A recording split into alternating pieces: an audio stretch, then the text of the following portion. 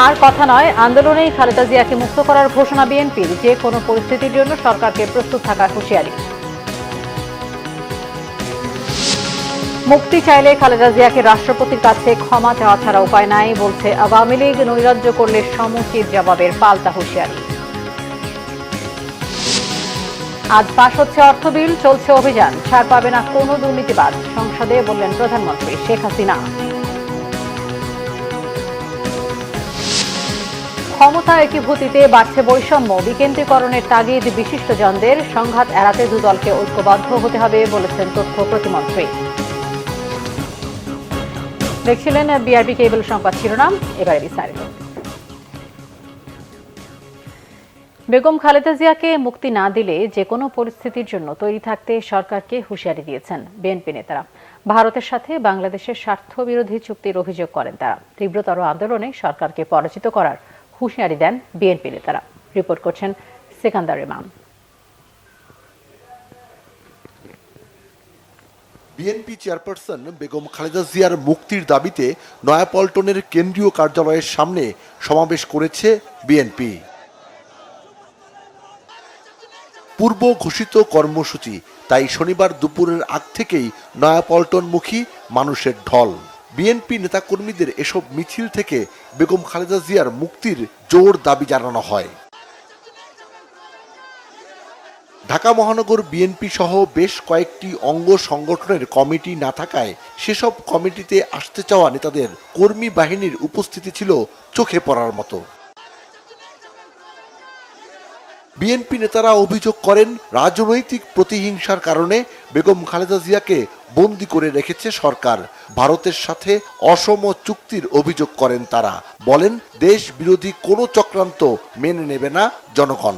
বেগম জিয়াকে অন্যায়ভাবে ওনার কোনো এই মামলার সাথে, এই টাকার সাথে ওনার কোনো সম্পর্ক নাই।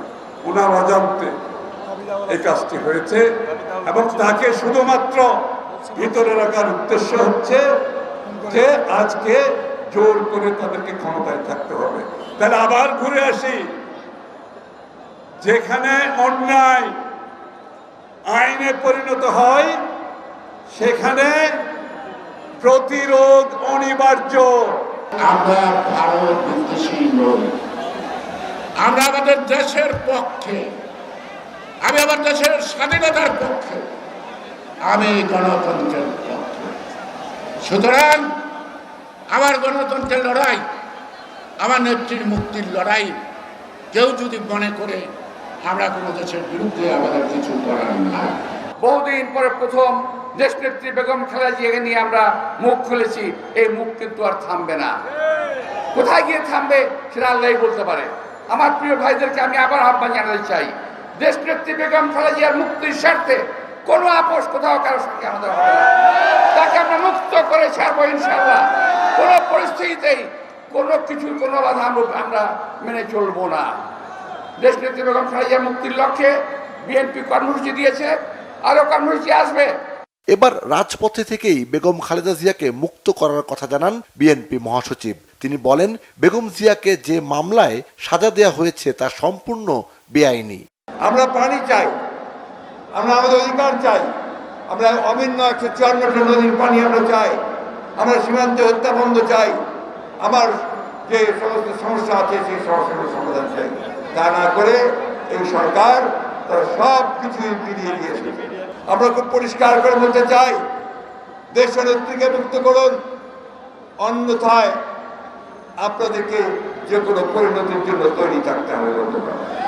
এই দেশের মানুষ কখনোই দেশনেত্রীকে এভাবে অন্যায়ভাবে তাকে কারাগারে বন্দী অবস্থায় তাকে চলে যেতে দেবে না। বিএনপি নেতাদের অভিযোগ, বিশেষ কাউকে খুশি করতে বেগম খালেদা জিয়ার সাজার রায় দেয়া হয়েছে। উচ্চ আদালতেও তিনি ন্যায় বিচার থেকে বঞ্চিত হয়েছেন বলে মন্তব্য করেন বিএনপি নেতারা।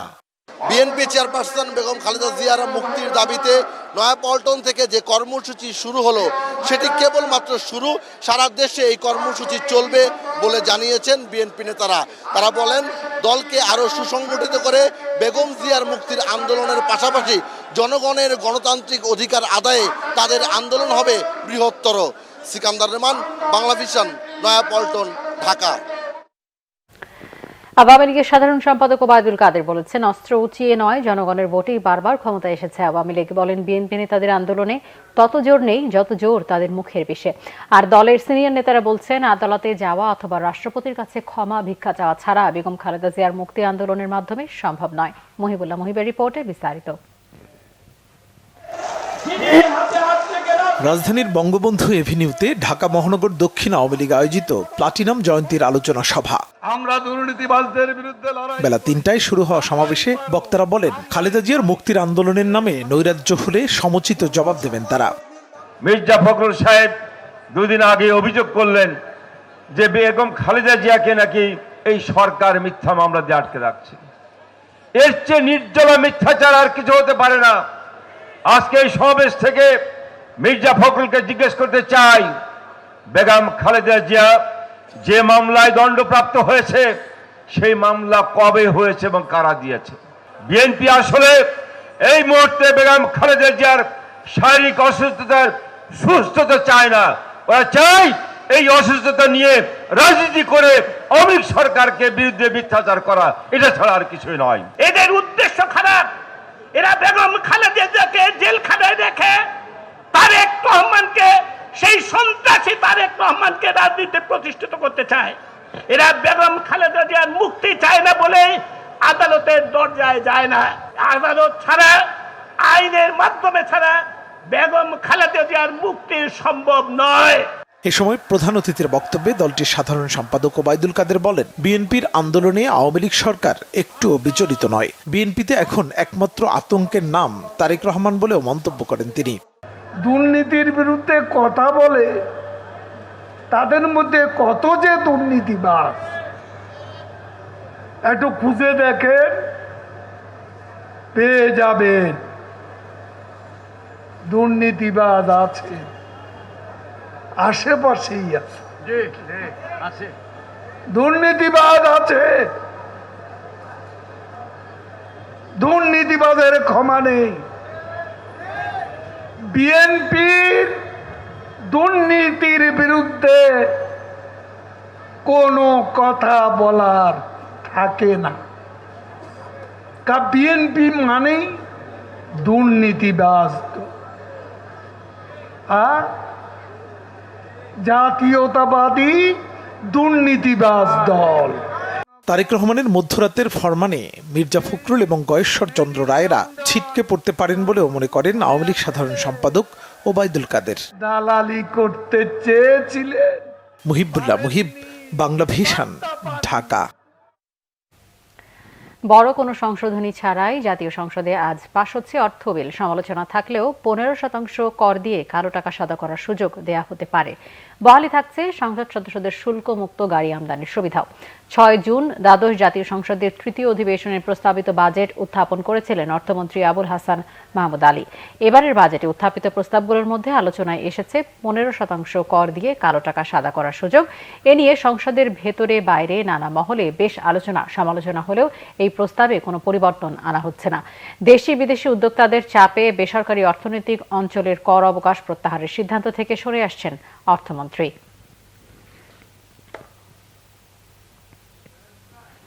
প্রধানমন্ত্রী শেখ হাসিনা বলেছেন, প্রস্তাবিত বাজেট উচ্চাভিলাষী নয়, বাস্তবায়নযোগ্য। বলেন, দুর্নীতির বিরুদ্ধে অভিযান শুরু হয়েছে, চ্যালেঞ্জ নিয়ে সরকার এগিয়ে যাচ্ছে জানিয়ে শেখ হাসিনা বলেন, ঋণ নিয়ে সময় মতো পরিশোধ করতে সক্ষম বাংলাদেশ। নির্বাচনী ইশতেহারকে বাজেটে অগ্রাধিকার দেওয়া হয়েছে জানিয়ে প্রধানমন্ত্রী আশ্বস্ত করেন, আগামী অর্থবছরে মূল্যস্ফীতি নিয়ন্ত্রণে আসবে। রোকনুজ্জামানের রিপোর্টে বিস্তারিত। শনিবার সংসদে বাজেট অধিবেশনে বক্তব্য রাখেন সংসদ নেতা প্রধানমন্ত্রী শেখ হাসিনা। বাজেটে অর্থ বিল পাশ হওয়ার আগে রাখা বক্তব্যে প্রধানমন্ত্রী 2024-25 সালের বাজেটকে বাস্তবায়নযোগ্য বলে আখ্যায়িত করেন। বিদেশি ঋণ পরিশোধের সক্ষমতা ও মূল্যস্ফীতির প্রসঙ্গ উঠে আসে প্রধানমন্ত্রীর বক্তব্যে।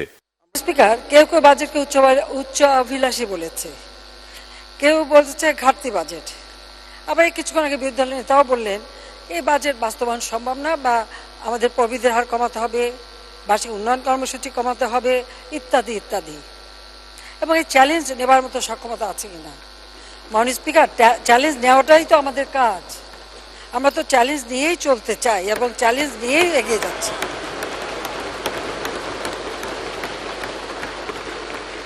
আমি মোটেই বাজেটকে উচ্চাভিলাষী মনে করি না। হ্যাঁ, একটা লক্ষ্য আমরা স্থির করি, শতভাগ কখনো পূরণ হয় না, হওয়া সম্ভব না। তারপরে আমাদের একটা সুনির্দিষ্ট লক্ষ্য থাকে যে এখানে আমরা যাব, আমরা কিন্তু তা যেতে পেরেছি। কোথায় ৬২,০০০ কোটি টাকার বাজেট আর এখন ৭ লক্ষ কোটি টাকার বাজেট। আমরা তো এই জায়গায় আসতে পেরেছি, চ্যালেঞ্জ নিয়েছি বলে এটা সম্ভব হয়েছে। সাম্প্রতিক দুর্নীতি বিরোধী অভিযান নিয়েও কথা বলেন সরকার প্রধান। আমাদের জনগণ অত্যন্ত কর্মঠ, অত্যন্ত সৃজনশীল।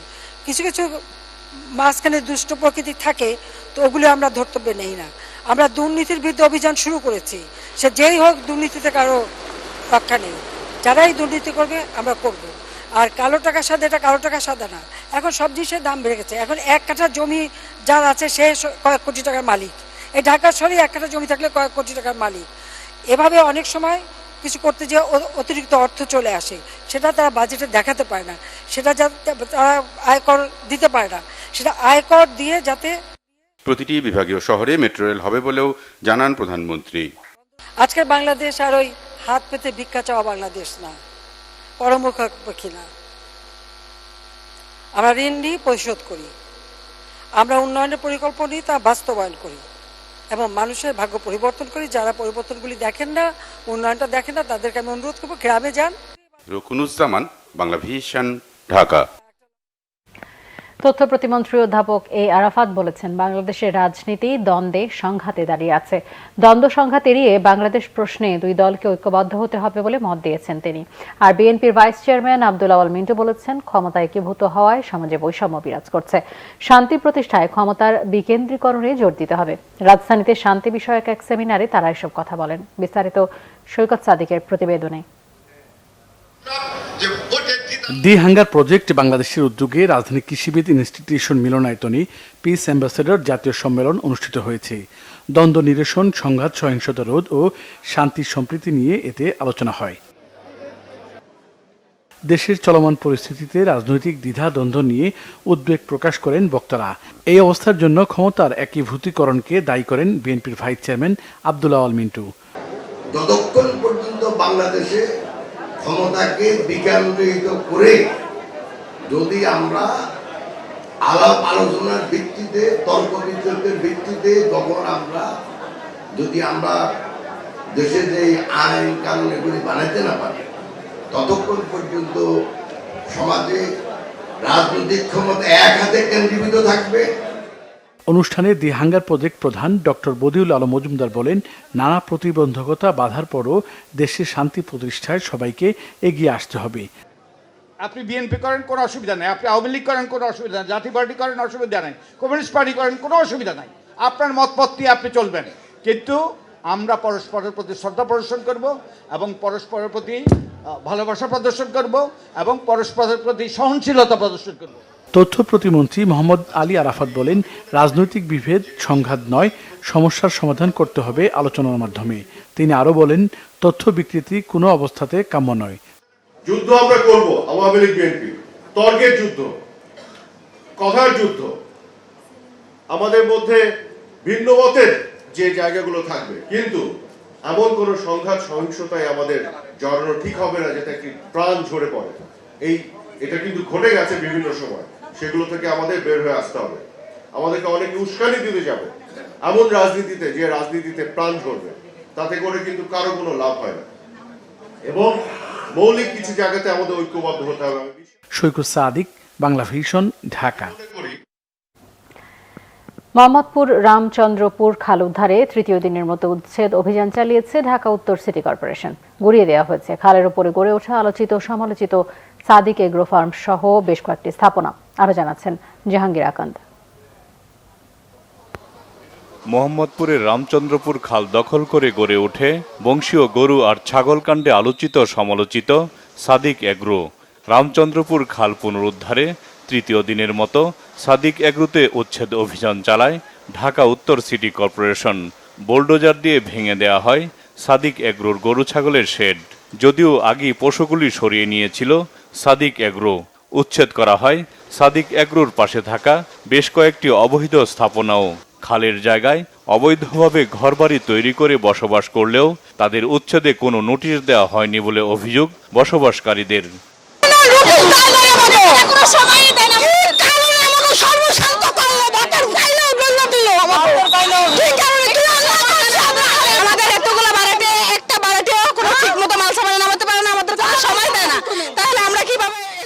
ঢাকা উত্তর সিটি কর্পোরেশনের নির্বাহী ম্যাজিস্ট্রেট মোতাকাব্বির আহমেদ জানান, শুধু সাদেক এগ্রো নয়, খালের জায়গায় যেসব স্থাপনা রয়েছে সব উচ্ছেদ করা হবে। খাল উদ্ধারের বিষয়ে মেয়র মহোদয় জিরো টলারেন্স। অবৈধভাবে যারা খাল দখল করেছে তাদের কোনো বৈধ নোটিশ হবে না, এটা মাননীয় মেয়র স্যারের কিন্তু উদ্ধৃতি। তারপরেও আমরা যেটা করেছি, এই প্রতিষ্ঠান সহ একাধিক প্রতিষ্ঠানকে কিন্তু আমরা সেভারেল টাইমস নোটিশ দিয়েছি। কিংবা গত 3 দিন থেকে যে উচ্ছেদ কাজ হচ্ছে সেটা কিন্তু কোনো ব্যক্তি কিংবা প্রতিষ্ঠানের বিরুদ্ধে না, এটা কিন্তু খাল উদ্ধারের একটা আমাদের নিয়মিত কাজের একটা অংশ। মাননীয় মেয়র মহোদয়ের নির্দেশনা, যা যা করণীয় সব কিছু করতে হবে, খালের প্রবাহ নিয়ে আসতে হবে, পূর্বের অবস্থায় ফিরিয়ে দেওয়া হবে। 33 নং ওয়ার্ড কাউন্সিলর জানান, খালটি ওয়াসার অধীনে থাকায় অবৈধ স্থাপনা উচ্ছেদে কার্যকর পদক্ষেপ নেওয়া যায়নি। এখন সিটি কর্পোরেশনের অধীনে হওয়ায় খালের আশপাশের এলাকাকে নান্দনিক হিসেবে গড়ে তোলা হবে। এখানে আমরা মেয়রের ইচ্ছা আছে এখানে মাছ চাষ করার জন্য, যেটা আসলে আপনারা জানেন আমাদের মাছের খুব ডিমান্ড বাংলাদেশে, এবং এই খালগুলা কিছু গাপ মাছ আছে যেগুলো ছাড়লে আপনার লার্ভা তৈরি হয় না, ওগুলো আমরা ছাড়বো। আমাদের অনেকগুলো প্ল্যান আছে, রেস্টুরেন্ট করতে পারি যদি জায়গাটা সুন্দর হয়, লিজে দিব আমরা, কেউ যদি লিজ নিতে চায় ডিএনসিসি থেকে নৌকা চলবে এইসব জায়গায় টুরিস্ট স্পটের মতন করার জন্য আর কি, যাতে পানির ফ্লোটা থাকে এবং টুরিস্ট স্পটের মতো একটা জায়গা করা যায় প্রতিটা খাল। এদিকে রামচন্দ্রপুর খাল পুনরুদ্ধারে যেমন চলছে উচ্ছেদ অভিযান, তেমনি অন্যদিকে শুরু হয়েছে খালের সংস্কার কাজও। জাহাঙ্গীর আকন্দ, বাংলা ভিশন, ঢাকা। পররাষ্ট্রমন্ত্রী ডক্টর হাসান মাহমুদ বলেছেন, দেশের উন্নয়ন ও অর্থনৈতিক অগ্রযাত্রার স্বার্থে কানেক্টিভিটি বাড়ানোর উদ্যোগ নিয়েছে সরকার। ভারতের সাথে কোনো চুক্তি হয়নি, কেবল কয়েকটি সমঝোতা স্মারক সই হয়েছে। কিন্তু এ নিয়ে বিভ্রান্তি ছড়াচ্ছে বিএনপি। শনিবার দুপুরে আওয়ামী লীগের 75 বছর পূর্তি উপলক্ষে চট্টগ্রাম প্রেস ক্লাবে চট্টগ্রাম উত্তরা জেলা আওয়ামী লীগের অনুষ্ঠানে তিনি এসব কথা বলেন। পররাষ্ট্রমন্ত্রী বলেন, বিএনপি নেতাদের চুক্তি ও সমঝোতা স্মারক সইয়ের পার্থক্য বোঝার মতো ক্ষমতা নেই। মন্ত্রী এ সময় আরও বলেন, যেসব রাজনীতিবিদ আওয়ামী লীগ থেকে বেরিয়ে গেছে তারা রাজনীতিতে উদ্বাস্তু কিংবা ভাড়াটিয়া রাজনীতিবিদে পরিণত হয়েছে। আওয়ামী লীগ থেকে যারা বেরিয়ে যায় তারা রাজনীতি থেকেই হারিয়ে যায়।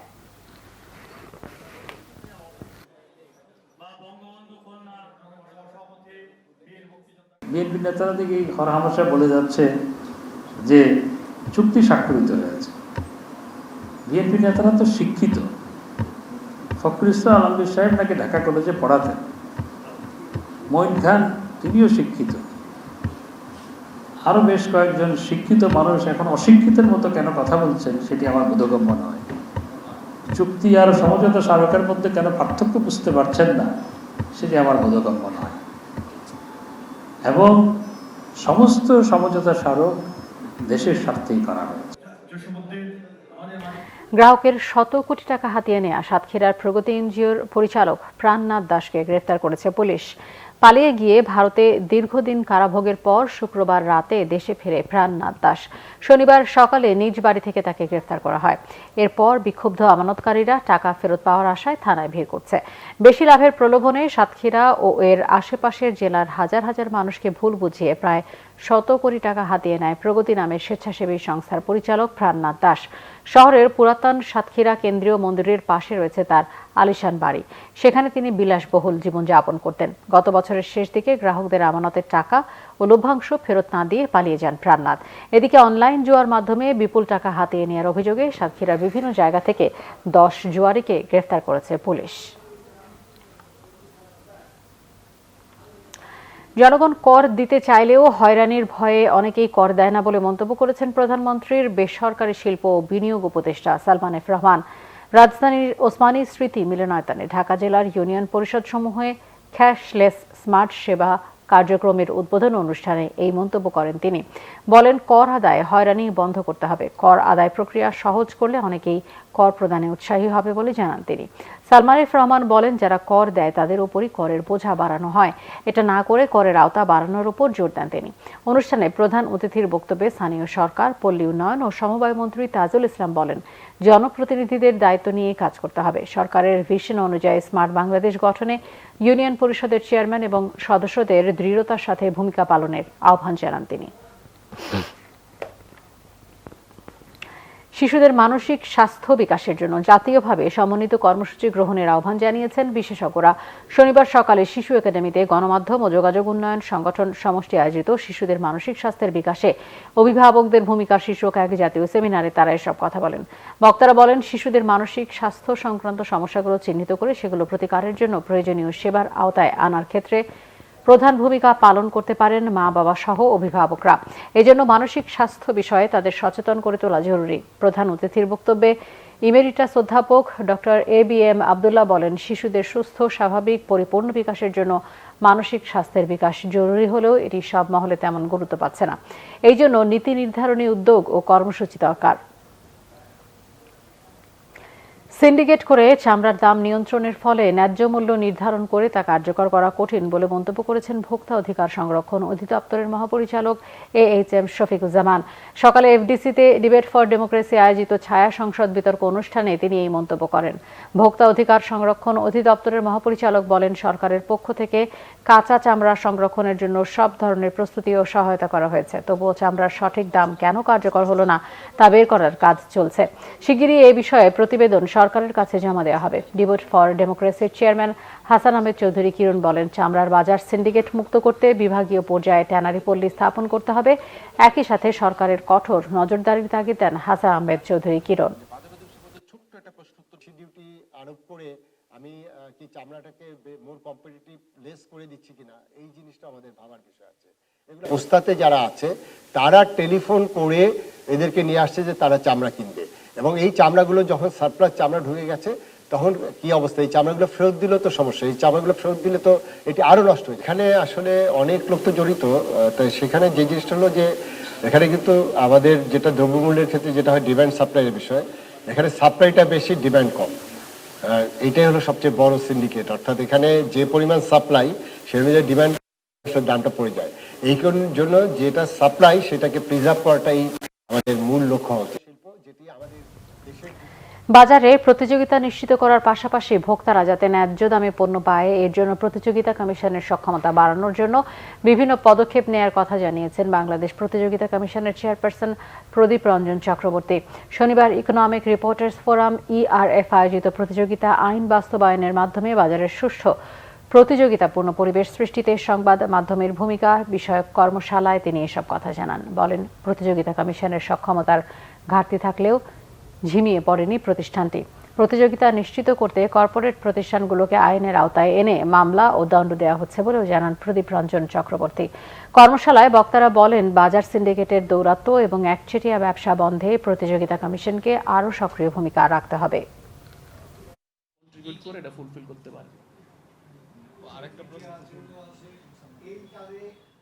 ওই যে বলছে তার মার্কেট অ্যাক্সেস নাই, ওই যে বাসওয়ালা যে হাতির ঝিলে ঢুকতে পারেন নাই, সেখানে কিন্তু আমার না, ওই আরেকজন বাস মালিক আছে, তাকে আপনি এনশিওর করবেন he is access in the society, he is access in the business arena. দণ্ডিত কোম্পানিগুলোর বিরুদ্ধে কিন্তু একই পণ্যের বিষয়ে পুনরায় মামলা হয়েছে এবং যেগুলা প্রত্যেকটা এখন শুনানির পর্যায়ে আছে।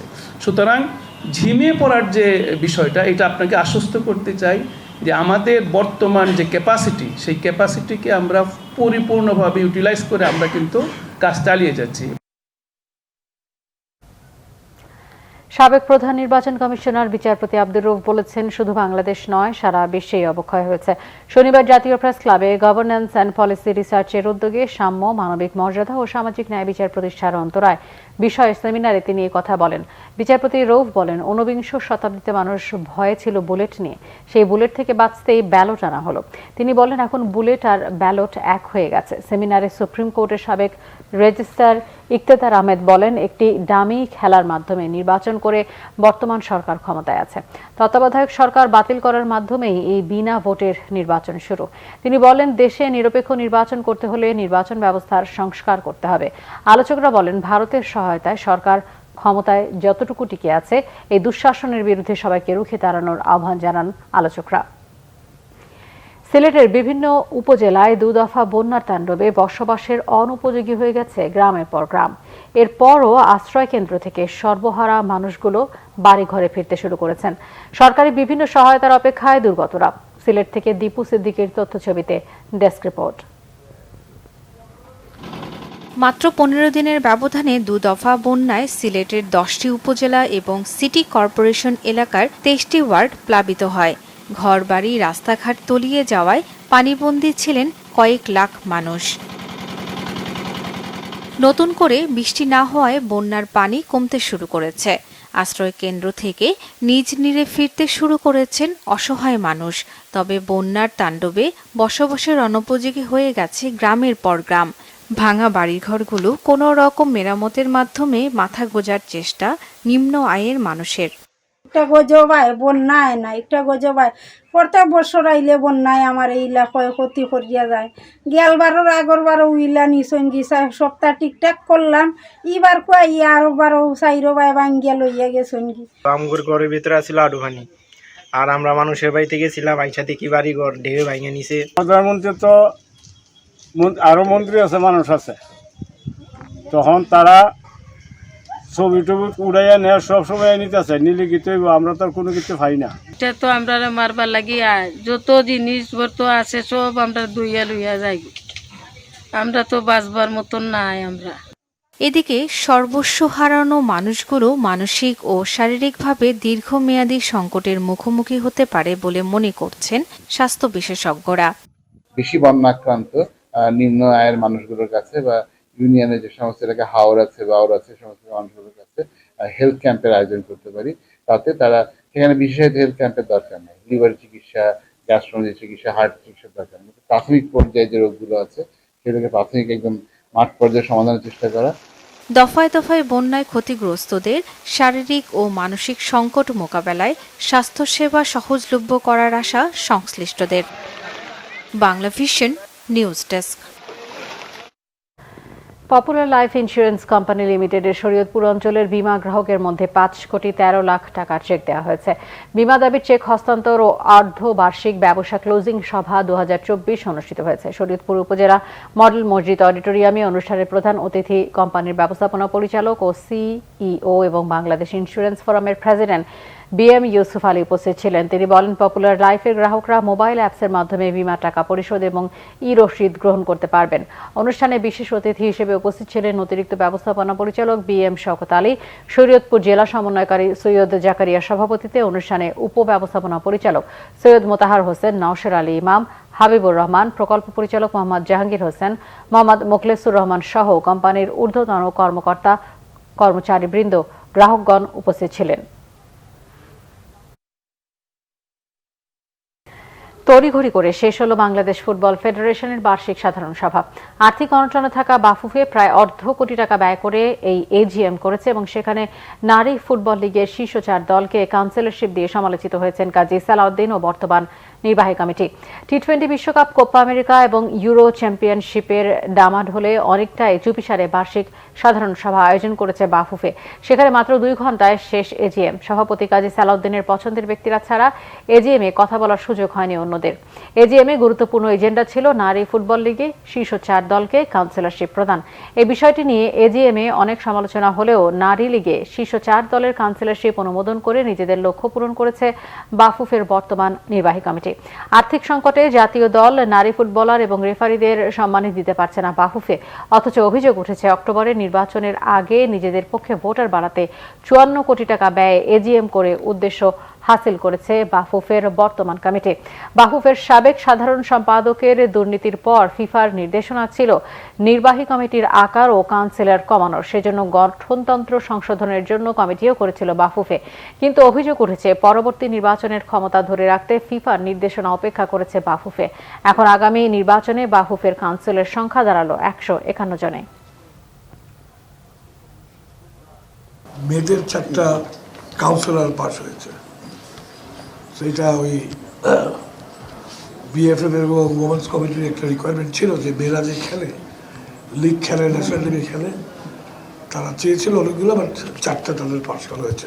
যেখানে তোমার কাছে 147টা কাউন্সিলর আছে, হোয়াট ডাজ 4টা ম্যাটার?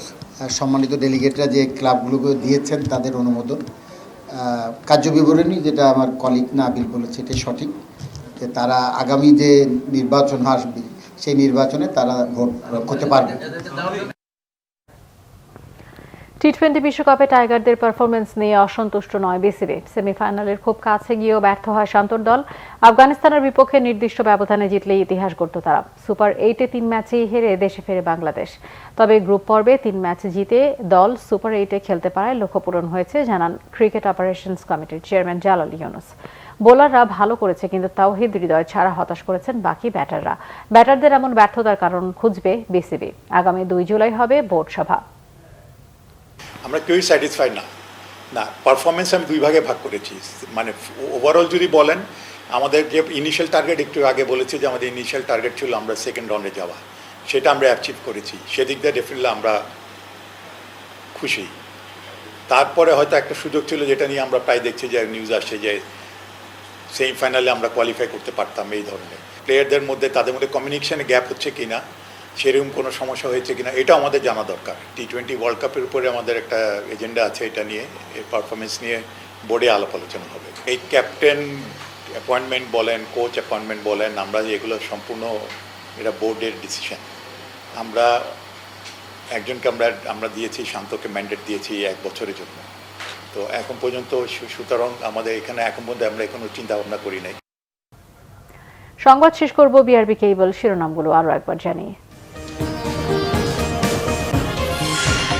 আর কথা নয়, আন্দোলনে খালেদা জিয়াকে মুক্ত করার ঘোষণা বিএনপির। যে কোনো পরিস্থিতির জন্য সরকারকে প্রস্তুত থাকার হুঁশিয়ারি। মুক্তি চাইলে খালেদা জিয়াকে রাষ্ট্রপতির কাছে ক্ষমা চাওয়া ছাড়া উপায় নেই বলেছে আওয়ামী লীগ। নৈরাজ্য করলে সমুচিত জবাবের পাল্টা হুঁশিয়ারি। আজ পাশ হচ্ছে অর্থ বিল, চলছে অভিযান। ছাড় পাবে না কোনো দুর্নীতিবাজ, সংসদে বললেন প্রধানমন্ত্রী শেখ হাসিনা।